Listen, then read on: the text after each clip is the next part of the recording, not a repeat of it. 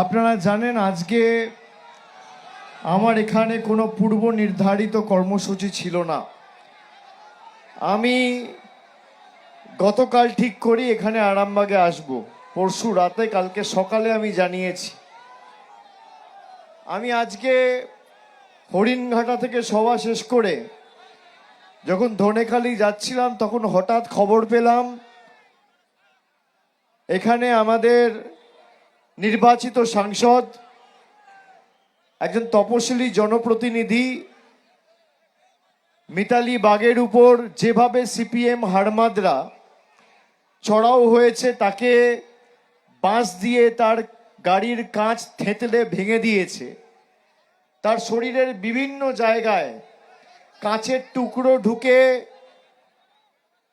বিভিন্নভাবে হাতে পায়ে কোমরে চোট লেগেছে। তিনি হাসপাতালে ভর্তি। আমি মেডিকেল কলেজ হাসপাতালে তাকে দেখতে গেছিলাম। আমি এখানে আজকে খালি তৃণমূলের হয়ে ভোট চাইতে আপনাদের কাছে আসিনি। আমি খালি আরামবাগবাসীকে অনুরোধ করব, 29 তারিখ আপনারা যখন ভোটটা দেবেন, 11 সালে যে স্বাধীনতা আরামবাগবাসী পেয়েছিল, সে কথাটা মনে রেখে আগামী 29 তারিখ ভোট দেবেন। 2001, 2004, 2006, 2008 পঞ্চায়েতেও কিভাবে সিপিএম হাড়মাদরা আপনাদের পরাধীন করে রেখেছিল আপনারা জানেন। আমার এখনো মনে আছে 2008 সালে যখন রাজ্যে পালা বদলের হাওয়া তৈরি হয়েছিল, তখন এই আরামবাগে 3টে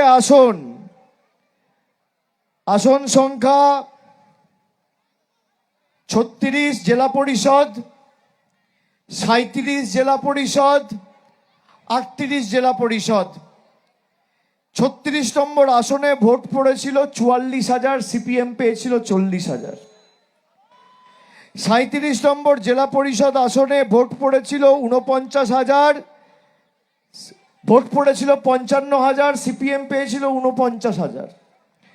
38 নম্বর জেলা পরিষদ আসনে ভোট পড়েছিল 43,000 আর সিপিএম পেয়েছিল 40,000।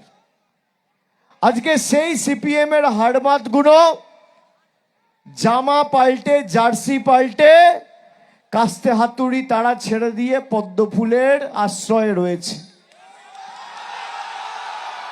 সিপিএম এর হাড়মাদ বিজেপির জল্লাদ হয়েছে।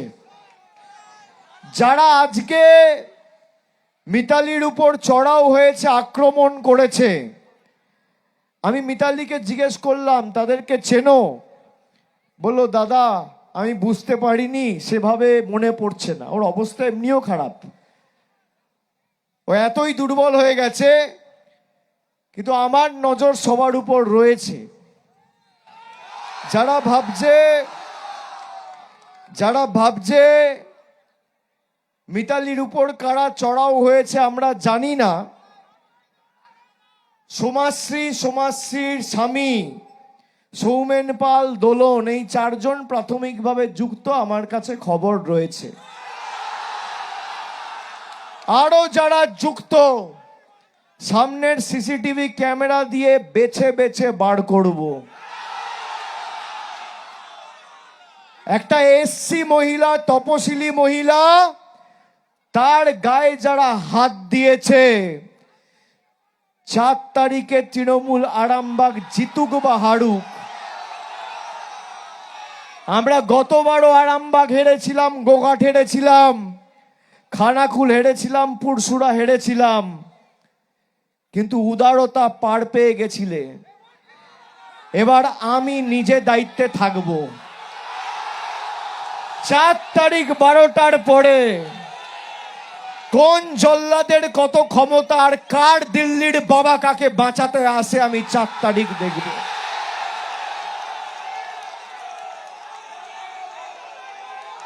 যারা সিপিএম এর অনুন্নয়ন, কালো সন্ত্রাসের দিনগুলো আরামবাগের মাটিতে ফিরিয়ে আনতে চায়। মানুষ ভোট দেওয়া দূরের কথা, কোন পুকুরে কোন মাছকে চাষ করবে ফতোয়া জারি করা হতো সিপিএম এর পার্টি অফিস থেকে, ভুলে গেছে? আজকে অনিল বসুর ছেলে বিজেপির নেতা সৌম্য বসু শ্রমিক ভট্টাচার্যের হাত ধরে বিজেপিতে যোগদান করেছে। আরামবাগের মানুষ মেনে নেবেন? মেনে নেবেন?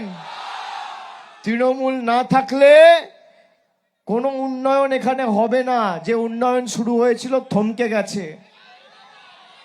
এখানে এমন একজনকে দল প্রার্থী করেছে যে মাটির মানুষ। মিতা বাগের জীবনযাপন আপনারা দেখেছেন, সারাক্ষণ মানুষের জন্য কাজ করে। আমরা তো অন্য লোকেদের প্রার্থী করতে পারতাম, মাটির মানুষকে কেন করেছি? যে আরামবাগে তৃণমূল জিতবে নিয়ে কোনো সংশয় নেই, কিন্তু পরিষেবা যাতে আগামী 5 বছর মানুষ পায় সেটাও সুনিশ্চিত করার দায়িত্ব আমার। আর আমার কথা যারা সমাজ মাধ্যমে শুনছেন, আমি অনুরোধ করে যাব, মাথা উঁচু করে ভয়কে জয় করতে হবে। যদি কেউ ভয় পায় তাকে 5 বছর সেই সিপিএম এর হাড়মাদরা ভয় দেখাবে। আর আজকে 27, কালকে 28, পরশু 29, দুদিন। 28 আর 29 যদি ভয়কে জয় করেন তাহলে 5 বছর আরামবাগে শান্তি বিরাজ করবে। যে ভয় পায় তাকেই ভয় দেখানো হয়। আমি দায়িত্ব নিয়ে আপনাদের বলে যাচ্ছি, যারা আজকে এই আক্রমণের সাথে যুক্ত আছে তাদের জীবনে আগামী দিন খুব কঠিন হতে চলেছে। আমি সতর্ক করে গেলাম। আমি খালি আরামবাগবাসীকে বলবো, ভোটটা এমন ভাবে দেবেন 4 তারিখের পর যেন বিজেপির পতাকা ধরার লোক এই আরামবাগে না থাকে। আমাদের উপর যারা অত্যাচার করেছে, আমাদের বাংলাদেশি বলেছে, বাংলার অর্থ টাকা প্রাপ্য আটকে রেখেছে, এই অনিল বসুর ছেলে আজকে বিজেপিতে গিয়ে যাদের ঘরের ভিতরে লজ্জায় মুখ ঢেকে 20 বছর বসে থাকা উচিত, তারা আজকে বিজেপি করছে। কি অবস্থা, কি অবস্থা! মানুষ যাদের প্রত্যাখ্যান করেছে তারা আজকে পদ্ম ফুলের ছত্রছায়ায় গিয়ে কাস্তে চালাচ্ছে। ভুলে গেলে হবে? সিপিএম এর অত্যাচার ভুলে গেলে হবে? নতুন বোতলে পুরনো মদ, বোতলটা নতুন, মদটা পুরনো। আমি আপনাদের কথা দিয়ে যাচ্ছি, আরামবাগের গোঘাটের যারা আমার কথা শুনছেন, খানাকুল, পুরসুরা, এই 4টে বিধানসভা তৃণমূলকে জেতান, আরামবাগকে আলাদা জেলা তৃণমূল সরকার করবে। 4টে বিধানসভা থেকে এই তৃণমূলকে জেতান। আপনাদের দীর্ঘদিনের দাবি মান্যতা দিয়ে 5 বছরের মধ্যেই প্রতিশ্রুতি পূরণ তৃণমূল করবে। গোঘাটের যারা শুনছেন তাদেরকে কথা দিলাম, খানাকুলের যারা শুনছেন তাদেরকে কথা দিলাম, আরামবাগে তো আমি রয়েছি, আর পুরসুরার যারা শুনছেন তাদেরকেও কথা দিলাম, 4টে আসনে তৃণমূলকে জেতান। আরামবাগে শান্তি প্রতিষ্ঠা করার দায়িত্ব আমাদের। আর বাড়তি লোকসভায় তো আপনারা মিতালিকে জিতিয়েছেন, এবার মিতাদিকে জেতাতে হবে। আরামবাগের সার্বিক উন্নয়নের দায়িত্ব আমি আমার কাঁধে তুলে নিয়ে যাচ্ছি। এই যে মেডিকেল কলেজ 550 কোটি টাকা খরচ করে মমতা ব্যানার্জি সরকার করেছে প্রফুল্ল সেনের নামে, প্রাক্তন মুখ্যমন্ত্রী। এদের খুঁজে পাওয়া গেছিল যখন আরামবাগে ছিল। লক্ষ্মীর ভান্ডার মমতা ব্যানার্জি দিচ্ছে, বিনামূল্যে রেশন মমতা ব্যানার্জি দিচ্ছে। আমাদের যুবসাথী মামাটি মানুষের সরকার দিচ্ছে, কৃষক বন্ধু দিচ্ছে, খাদ্য সাথী দিচ্ছে, কন্যাশ্রী দিচ্ছে, রূপশ্রী দিচ্ছে। বিজেপি বলছে মোদিজি নাকি গ্যারেন্টি দেবে। আরে 12 বছর কেন্দ্রে নরেন্দ্র মোদীর সরকার ক্ষমতায়। আমার চ্যালেঞ্জ রইল, যদি 12 পয়সার কাজের হিসেব আরামবাগের জন্য দিতে পারে, আমি রাজনীতি ছেড়ে দেবো, রাজনীতি করব না। আর আমরা এই আরামবাগ থেকে 80,000-এর উপর মহিলাকে লক্ষ্মীর ভান্ডার দিয়েছি। এই আরামবাগে 15,000 গরিব মানুষ গত 2 বছরে বাড়ি পেয়েছে। আর আমি আজকে কথা দিয়ে যাচ্ছি, আমি কথা দিলে কথা রাখি। আমার উপর আস্থা ভরসা আছে আপনাদের? আমি কথা দিয়ে যাচ্ছি, মিতাবাগকে জেতান। আগামী 5 বছরের মধ্যে আরামবাগে যত গরিব মানুষ বাড়ির আবেদন নিবেদন করেছেন, সবাইকে পাকা বাড়ি আমাদের সরকার দেবে। কেন্দ্র সরকার টাকা দিক আর না দিক। আর যারা করেছে আজকের এই ঘটনা, যারা ঘটিয়েছে, আমি ভাইদের অনুরোধ করব, মায়েদের অনুরোধ করব, এলাকার আইন শৃঙ্খলা নিজেদের রক্ষা করতে হবে। ছেড়ে দিলে চলবে না, নইলে সেই অনিল বসুদের বাহিনী কিন্তু রাজত্ব করবে। দেখুন 2011 থেকে 14 বাড়ি থেকে বেরোতে পারেনি এরা, পেরেছিল? যেই বিজেপি ক্ষমতায় এসছে, সিপিএম এর হাড়মাতদের অল্প অল্প করে অক্সিজেন দিয়ে এখন নেতা তৈরি করেছে। আরামবাগের মানুষ ক্ষমা করবে না। যারা আরামবাগে এসে আরামবাগের মাটিকে অশান্ত করতে চেয়েছে, তাদের কড়ায় গন্ডায় সুদে আসলে আগামী দিন জবাব দিতে হবে। আর 4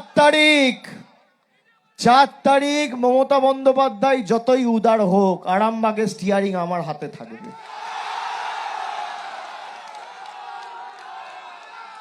ডিজে তো বাজবেই, এমন জোরে বাজবে কান ঝালাফালা করে দেবো। তোমরা যে ভাষায় বোঝো বন্ধু, অভিষেক ব্যানার্জি সে ভাষায় জবাব দিতে জানে। আমি অত উদার নই। মমতা ব্যানার্জি বদলা নয় বদল চাই বলেছিল। মমতা বন্দ্যোপাধ্যায়ের এটা ভুল। যদি বদল হতো, সেদিনকে অনিল বসুর ছেলেগুলোকে আজকে দূরবীন দিয়ে খুঁজে পাওয়া যেত না। সৌম্য বসুকে আজকে বাংলায় থাকতে হতো না। যে অত্যাচার আরামবাগবাসীর উপর হয়েছে, 2011 সালের 13ই মে সুদে আসলে জবাব দিয়ে দেওয়া যেত। কিন্তু আমাদের উদারতা, 4 তারিখ জবাব হবে। খেলা যখন আজকে ওরা শুরু করেছে, মিতালির উপর আক্রমণ করে, ফিনিশিংটা আমি করব, শেষটা আমি করব 4 তারিখ, কথা দিয়ে যাব। আপনারা সকলে ভালো থাকুন, সুস্থ থাকুন। আর 4টে বিধানসভায় তৃণমূল যদি জেতে, আমি আবার দায়িত্ব নিয়ে বলছি, আরামবাগকে তৃণমূল কংগ্রেস আলাদা জেলা করবে, আমি কথা দিয়ে গেলাম। সকলে ভালো থাকবেন, সুস্থ থাকবেন। জয় হিন্দ, বন্দে মাতরম, জয় বাংলা। Love you two.